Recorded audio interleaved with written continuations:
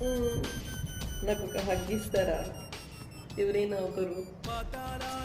అరే big boss house ఏంటి? ఎన్ని హగ్గులు, ఎన్ని ముద్దులు! ఏందిరా ఈ హగ్గులు అని అనుకుంటున్నావా?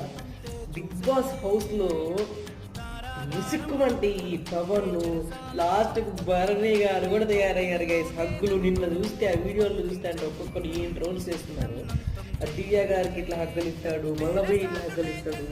ఆ డీమాన్ భవన్ అయితే మా స్వామి ఆడికి సంజనాగర్ అనేసారు, ఏంట్రా ఇది టైం దొరికితే ఇక్కడ సిచ్యువేషన్ దొరికితే హగ్గులు చేస్తాడు అనేసి.